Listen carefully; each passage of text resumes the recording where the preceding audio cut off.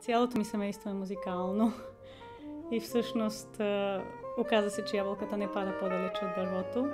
Та година, 2005, бях приета в оперното студио в Цюрих, което изигра много решаваща роля за мен и за професионалния ми живот, защото оттам имах възможност да се явявам на много конкурси, на много прослушвания за работа. И така от 3 години вече съм в Хилдесхайм, където имам щастието да пея много хубави роли за моята възраст, за моя тип глас и имам възможност да се развивам. По-скоро бих казала, че чрез живота си тук и в Швейцария през последните 4-5 години се запознах с много други възможности, с начина на живот, на възпитание, на децата и подрастващите в чужбина. И всъщност смятам, че в чужбина, за разлика от България, има страшно много възможности за различни професии, различни специализации и неща, които в нашата държава ги няма.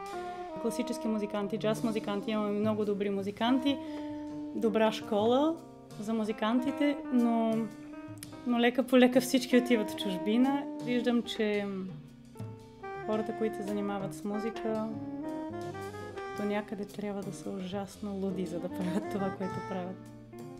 Но пък това, което човек получава на сцената, не знам дали може да се сравнява с някоя друга професия.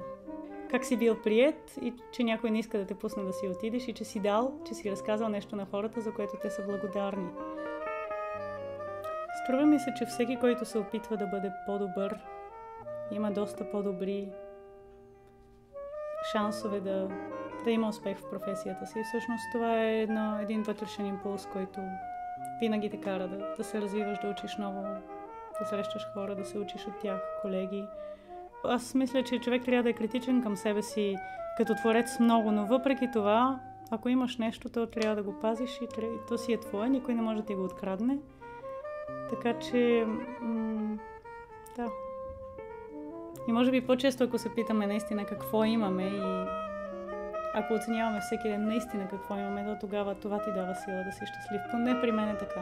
Обичам да ходя наистина на разходки, на походи в планина, карам колело, плувам.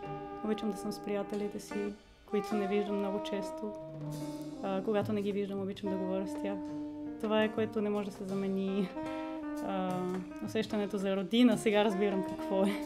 След толкова време, че вкъщи си е вкъщи, там където знаеш всяка улица, всеки камък, всяка разкопка къде е, но дори човек да има един хубав и уреден, до някъде живот в чужбина не може да се замени усещането за вкъщи с София. Това е моето вкъщи.